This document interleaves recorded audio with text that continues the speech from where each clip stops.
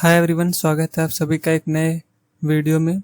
आज के इस वीडियो में हम लोग फिर से बात करेंगे यूपी ट्रिपल एसएससी पेट के 6 सितंबर के हुए एग्ज़ाम के दूसरे शिफ्ट में आए हुए क्वेश्चन को देखेंगे, जो कि इसमें भी 5 ही क्वेश्चन मैथ का पूछा गया था।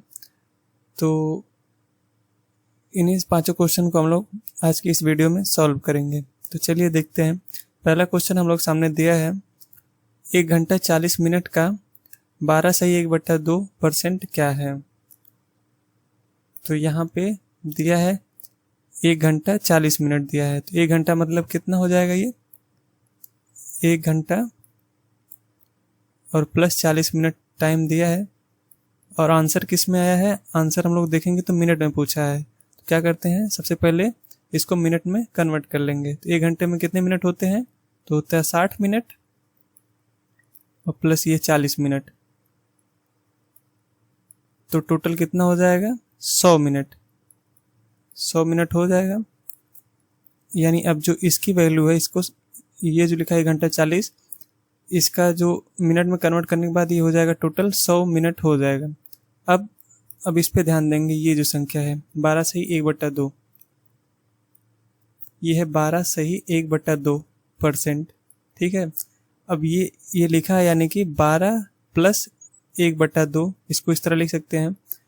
जैसा कि आप लोगों को पता होना चाहिए कि 1/2 कितना होता है, 1/2 होता है आधा, यानी कि ये हो जाएगा 12 प्लस आधा। कैसे लिखेंगे, 0.5%। ठीक है। अब इसको जब ऐड करेंगे तो ये हो जाएगा 12.5%। यानी कि ये जो संख्या है, इसको हम लोग इस तरह कन्वर्ट करके लिख सकते हैं। ये भी 12.5 लिखा, ये भी 12.5, दोनों एक ही बात है। अब चलिए सवाल पे आते हैं। अब यहाँ पे दिया है कि 100 मिनट को कन्वर्ट करना था, तो ये हो जाएगा 100 मिनट, और फिर क्या करना है, उसका 12.5% पूछा है। तो 12.5% मतलब 12.5%।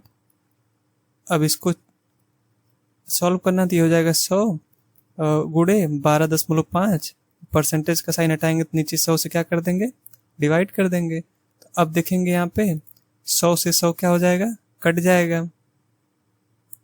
100 से 100 कट गया। अब जो इसका मान आ गया, कितना आ गया 12.5, और किस में आएगा, क्योंकि ये हम लोग मिनट में चेंज किए थे, तो इसका जो मान आ जाएगा ये किस में आएगा, मिनट में।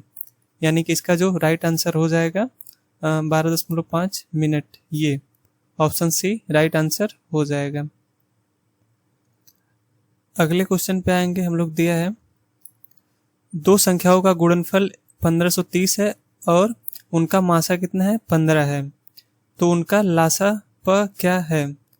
The product of 2 numbers is 1530 and their HCF is 15, then their LCM is. तो इसको सॉल्व करने के लिए हम लोगों को एक फार्मूले को ध्यान रखना होगा। वो फार्मूला क्या होता है, इसको आप लोग याद कर लीजिएगा। ये होता है एलसीएम गुणे एचसीएफ बराबर पहली संख्या गुणे दूसरी संख्या। इसको आप लोग ध्यान रखिएगा, इसी पे ये सवाल जो है वो लगेगा। तो यहाँ पे क्या दिया है, आप लोग देखेंगे तो हमको क्या ज्ञात करना है, एलसीएम ज्ञात करना है। तो एलसीएम हमको नहीं पता, तो एलसीएम को एलसीएम में लिख देते हैं।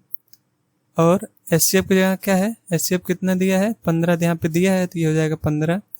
और यहाँ पे क्या किया, 2 संख्याओं का गुणनफल, यानी कि पहली और दूसरी संख्या, जो ये पहली और दूसरी संख्या है, इनका एक साथ गुणा करके दे दिया है गुणनफल, ये हम लोग को बताया है। तो यहाँ पे क्या हो जाएगा, इनका मान डायरेक्टली दे दिया है गुणा करके, ये हो जाएगा 1530। अब क्या करते हैं, बस इसको सिंपली हम लोग सॉल्व कर लेंगे। तो एलसीएम बराबर क्या हो जाएगा, ये आ जाएगा 1530 और इसको भागे 15 हो जाएगा। अब इसको काट लेंगे, तो काटेंगे तो एलसीएम क्या हो जाएगा, एक बार ही जाएगा, फिर 0 आएगा, 15 दूनी 30, यानी इसका मान जो होगा वो 102 आएगा। 102 यानी कि ऑप्शन बी राइट आंसर हो जाएगा। अगले क्वेश्चन पे आएंगे तो दिया है ये √290 यानी √290 किस 2 लगातार पूर्णांकों के बीच स्थित है। तो कह रहा है कि ये जो है 290 √290 ये किन दो पूर्णांकों के बीच में स्थित है? 17 और 18 के, 19 और 20 के, 16 और 17 के, या 18 और 19 के। तो सबसे पहले हम लोग इसको देखते हैं। सबसे पहले हम लोग 17 को लेते हैं। 17 का स्क्वायर कितना होता है? 289। यानी 17 को हम लोग लिख सकते हैं √289, और ये 18 को क्या लिख सकते हैं? 18, और इसका जो स्क्वायर होता है वो होता है 324। ये अंडर क्या हो जाएगा? 324। इसको इस तरह लिख सकते हैं। अब आप लोग देखेंगे ये लिखा है √290, यानी कि ये √289 है और ये √324 है, यानी कि जो 290 होगा वो इन्हीं दोनों के बीच में कहीं आएगा। √290 इन्हीं दोनों के बीच में आएगा। तो राइट आंसर क्या हो जाएगा? पहले ही ऑप्शन से हम लोग सॉल्व कर लिए, तो राइट आंसर इसका हो जाएगा, ये जो संख्या होगी ये 17 और 18 के बीच की होगी, यानी ऑप्शन ए राइट आंसर हो जाएगा। अगले क्वेश्चन पे आएंगे तो दिया है which among the following is not prime number. कह रहा है कि ये जो संख्या इसमें से कौन प्राइम नंबर नहीं है। सबसे पहले हम लोग जान लेते हैं प्राइम नंबर क्या होता है, प्राइम संख्या क्या होती है। तो प्राइम संख्या वही संख्या होती है जो या तो 1 से कटेगी या फिर इटसेल्फ यानी खुद से कटेगी। ठीक है, इटसेल्फ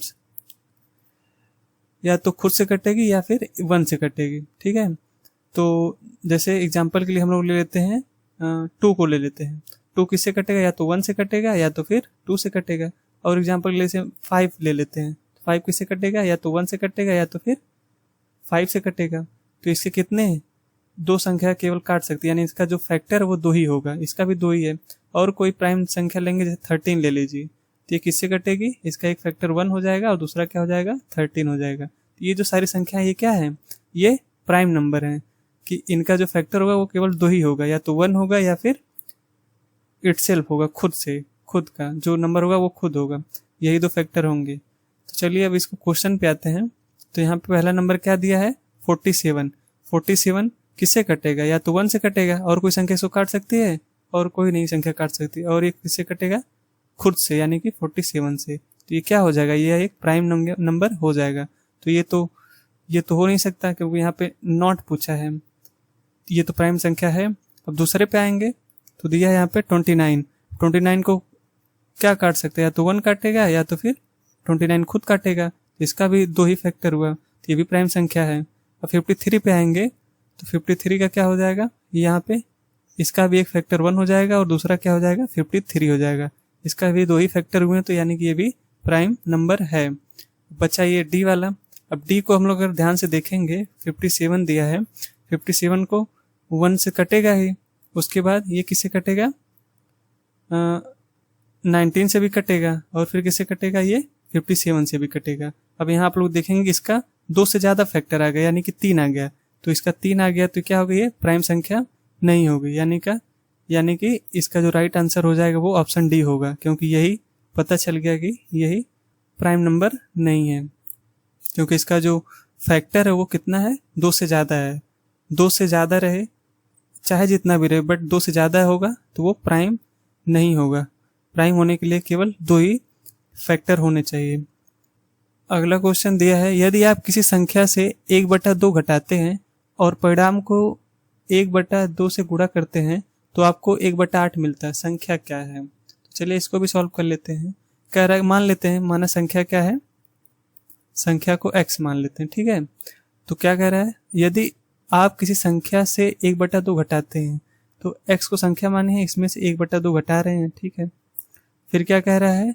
और परिणाम को 1/2 से गुणा करते हैं। मान लेते हैं यही परिणाम निकला है, अब इसको 1/2 से गुणा करते हैं। ठीक है, तो आपको 1/8 मिलता है। जब इसको हम गुणा करते हैं तो क्या मिलता है? यहाँ से 1/8 मिलता है। ठीक है, तो पहले हम लोग क्या करेंगे?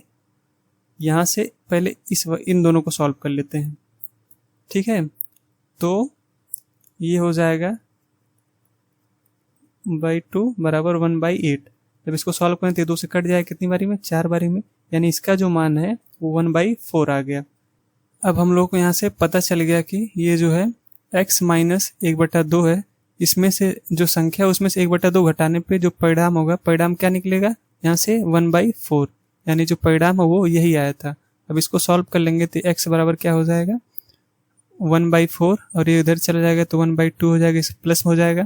फिर जब इसको सॉल्व करेंगे तो एलसीएम कितना आ जाएगा 4 हो जाएगा, यहाँ 1 हो जाएगा, ये कितना हो जाएगा 2 2 जा 4 2 1 जा 2 ये हो जाएगा, यानी कि 3/4।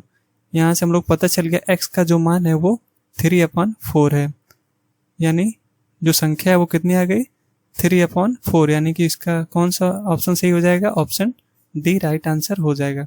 अब चलते हैं एक बार हम लोग इसको चेक कर लेते हैं जो क्वेश्चन में दिया है, थोड़ा चेक करके देखते हैं। तो यहाँ पे दिया है यदि आप किसी संख्या से 1/2 घटाते हैं तो संख्या निकल के आ गई 3/4 है, तो 3/4 को हम लोग क्या करते हैं इसमें से 1/2 घटाते हैं, ठीक है। फिर क्या कह रहा है, और परिणाम को 1/2 से गुणा करते हैं तो आपको 1/8 मिलता है, ठीक है। अब ये पहले इसको सॉल्व कर लेते हैं। जब इसको सॉल्व करेंगे तो कितना आ जाएगा, एलसीएम 4 हो जाएगा, यहाँ 3 हो गया और ये कितना हो जाएगा, यहाँ से 2 हो जाएगा, यानी कि 1/4।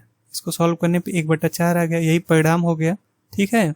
अब क्या कहता है, परिणाम को 1/2 से गुणा करने पर करते हैं तो 1/8 मिलता है। अभी 1/4 है, अब इसको क्या करेंगे 1/2 से गुणा करते हैं तो कितना आएगा 1/8 आया जाएगा, यानी यही इसको संतुष्ट कर रहा है।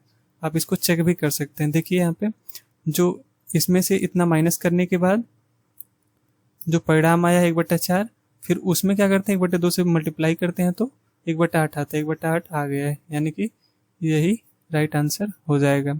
आशा करते हैं आपको वीडियो पसंद आई होगी। मिलते हैं आपसे अगले वीडियो में, तब तक के लिए